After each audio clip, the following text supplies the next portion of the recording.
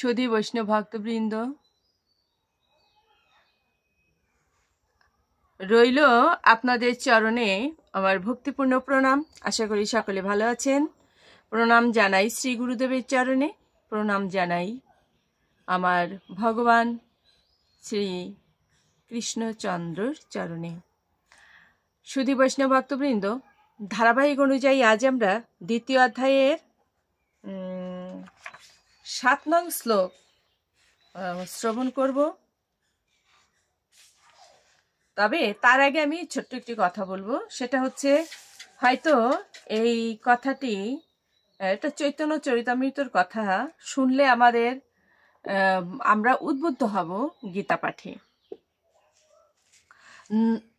তো সুধী বৈষ্ণব ভক্তবৃন্দ, আসুন আমরা একটু শ্রবণ করি যে নবদ্বীপে একজন বিপ্র ছিলেন যিনি গীতা পাঠ করতেন।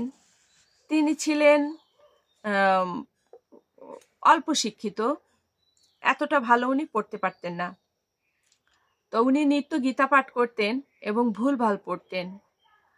আর ওই যখন উনি গীতা পাঠ করতেন বা পড়তেন, তখন উনি চোখের জলে ভাসতেন।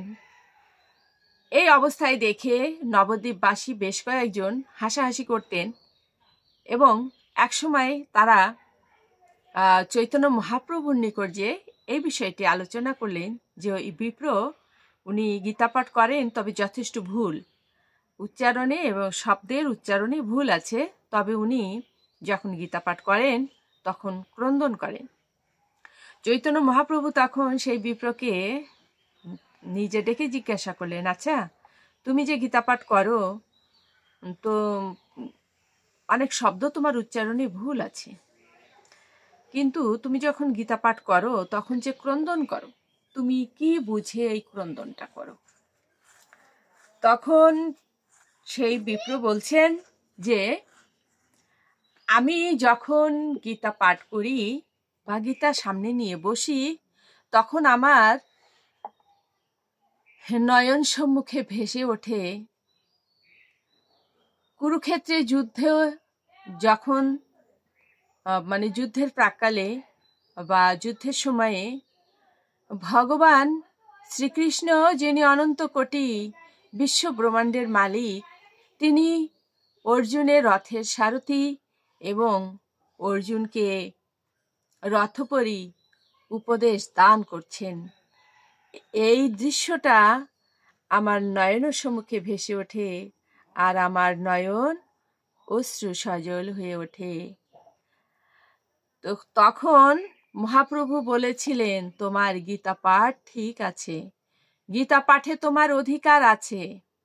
তো সুধী বৈষ্ণব ভক্তবৃন্দ, শ্রীমদ্ ভগবদ গীতা মাহাত্ম্যে বলা হয়েছে, যিনি গীতা পাঠ করবেন বা যিনি গীতা পাঠ করবেন, তিনি যদি শুদ্ধভাবে গীতা পাঠ না করেন, উচ্চারণে ভুল করেন বা ব্যাখ্যা না করতে পারেন, তাহলে তিনি সহ যেসব শ্রোতারা শ্রবণ করছেন তারা সকলে কুম্ভীপাক নরকে যাবে।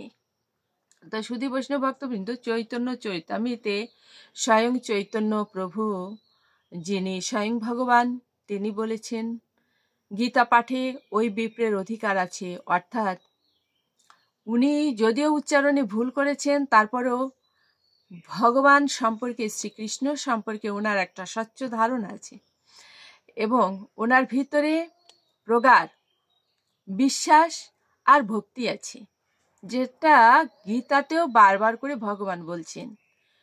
ভক্তি এবং বিশ্বাস ছাড়া সব কিছুই বৃথা, অর্থাৎ পণ্ডশ্রম। তবে এ কথা ঠিক যে আমরা যদি গীতা পাঠ বা শ্রবণ করি বারে বারে, একসময় আমাদের শুদ্ধ হয়েই যাবে। যেমন রত্নাকর দস্যু প্রথমে রাম উচ্চারণ করতে পারেননি, উনি মরা মরা উচ্চারণ করতে করতে একসময় সেই মরা নামটি ঘুরে কিন্তু শ্রীরামের সেই নাম মাহাত্ম্য ওনার বদনে চলে এসেছিল, অর্থাৎ রাম উনি উচ্চারণ করতে পেরেছিলেন। আমরা যদি বারবার ভক্তি সহকারে শ্রবণ অথবা পাঠ করি, পাঠ অথবা শ্রবণ করি, একসময় আমাদের কাছেও শুদ্ধভাবে এই শ্রীমদ্ ভগবদ গীতার শ্লোকগুলো ধরা দেবে। গীতা এবং ভাগবত যেটাই বলি না কেন, আমরা প্রথমে যখন নিয়ে বসবো অবশ্যই কিছু ভুল হবে, তবে ভয় পাবার কিছু নেই। ছোট একটা বাচ্চা শিশু যখন সে প্রথম হাঁটা শুরু করে তখন সে বারে বারে আছাড় খায়।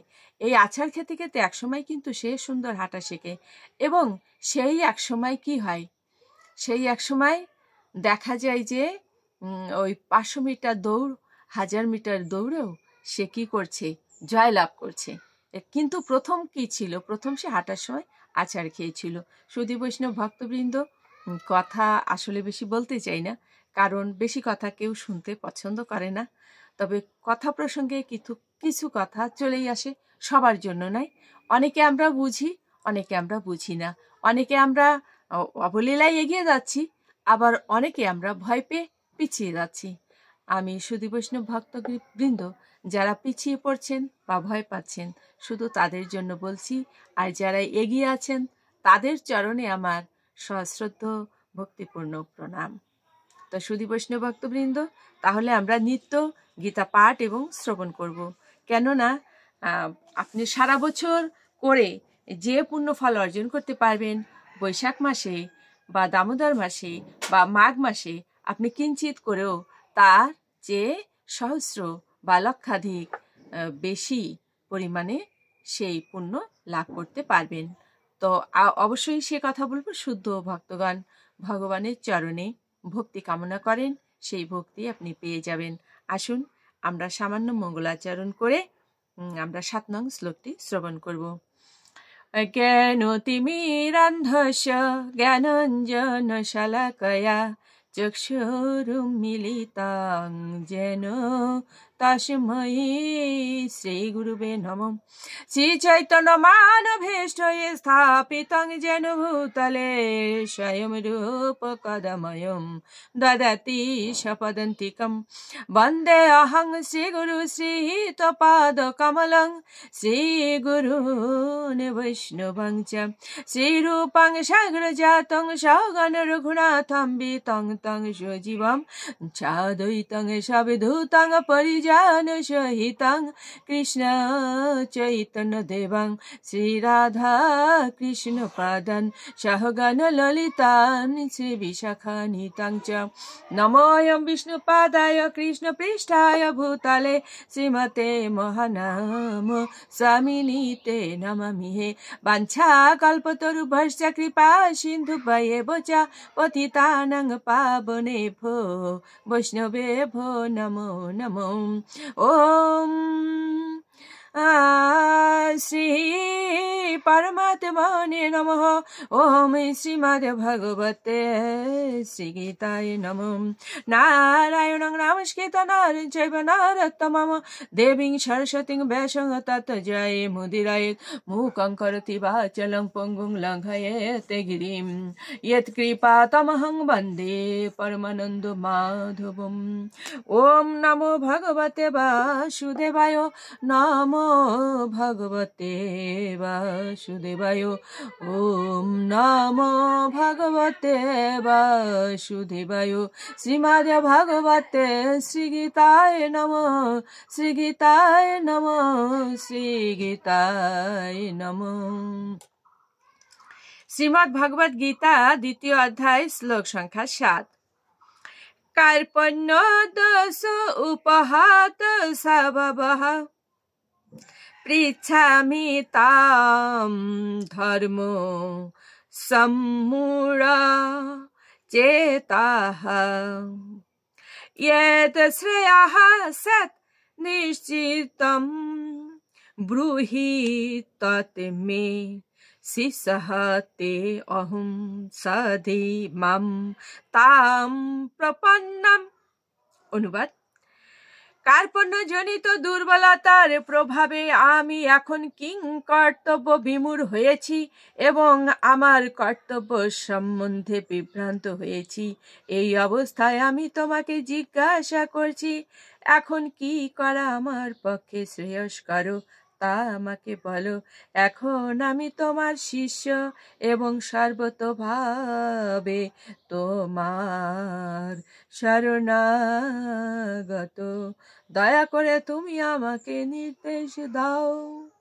সুধী বৈষ্ণব ভক্তবৃন্দ, কি আরতি আর কি নিবেদন!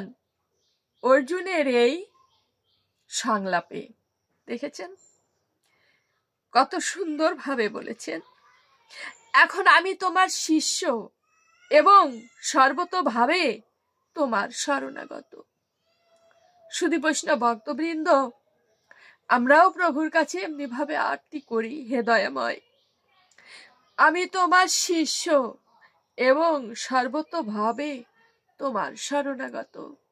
হে দয়াময়, তুমি ভক্তকে কৃপা করো। আমি তো এখনো তোমার ভক্ত হতে পারিনি, তুমি আমাকে তোমার ভক্ত করে নাও। শুধু বৈষ্ণব ভক্তবৃন্দ, তাৎপর্য আমরা সামান্য একটু দেখছি। প্রকৃতির প্রভাবে জড়জাগতিক কর্মচক্রের দ্বারা মোহাচ্ছন্ন হয়ে সকলেই হতবুদ্ধি হয়ে পড়ে। খুবই ঠিক কথা। আমরা এই জাগতিক কর্মচক্রের দ্বারা মোহাচ্ছন্ন হয়ে যাই এবং কি করি, কিংকর্তব্য বিমূঢ় হয়ে যাই, হতবুদ্ধি হয়ে যাই। আমরা কি করব আর কি করব না এটা বুঝতে পারি না। তখন আমাদের সর্বতোভাবে ভগবানের শরণ নেওয়া উচিত, যেভাবে অর্জুন নিয়েছেন। জীবনের প্রতিটি পদক্ষেপে আমরা এই কিংকর্তব্য বিমূঢ়তা অনুভব করি। তাই আমাদের সত্যদ্রষ্টা সদ্গুরু শরণ নিতে হয় এবং তিনি আমাদের জীবনের প্রকৃত উদ্দেশ্য সাধন করার পথে পরিচালিত করেন। শুধু বৈষ্ণব ভক্তবৃন্দ, এরপরে কি আর কিছু বলার প্রয়োজন আছে? আমাদের সর্বতোভাবে শ্রীকৃষ্ণ চরণে শরণ নেওয়া উচিত এবং কি বলছেন যে সদ্গুরুর শরণাপন্ন হওয়া উচিত। শুধু বৈষ্ণব ভক্তবৃন্দ, আমাদের প্রতিটা ক্ষণ প্রতিটা মুহূর্ত যেন এমনই হয়, আমাদের শ্বাসে প্রশ্বাসে আমরা যেন সর্বসময় ভগবানকে স্মরণে রাখতে পারি, ভগবানকে স্মরণ করতে পারি। তার চরণে যেন আমাদের অবিচল নিষ্ঠা এবং ভক্তি থাকে, এই প্রার্থনা আমার প্রভুর কাছে, শুধু আমার জন্য নয়, সকল ভক্তের জন্য। শুধু বৈষ্ণব ভক্তবৃন্দ, আসুন মাহাত্ম্য বলে আমরা বিশ্রামে যাব। ওম শ্রী পরমাত্মনে নমঃ। ওম শ্রীমদ্ ভগবতে শ্রী গীতায় নমঃ। গঙ্গা গীতা চ সাবিত্রী সীতা সত্যবতী ব্রতা ব্রহ্মাবলীর ব্রহ্মবিদ্যা ত্রিসন্ধ্যা মুক্তি গেহিনী অর্ধমাত্রা চিতানন্দ ভবগ্নিভ্রান্তি নাশিনী বেদত্রয়ী পরানন্দা তত্ত্বার্থ জ্ঞান মঞ্জুরি। ওম তৎসৎ। ওম নমো ভগবতে বাসুদেবায়।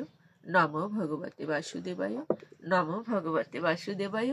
শ্রীমদ্ ভগবতে শ্রী গীতায় নমঃ। শ্রী গীতায় নমঃ। শ্রী গীতায় নমঃ।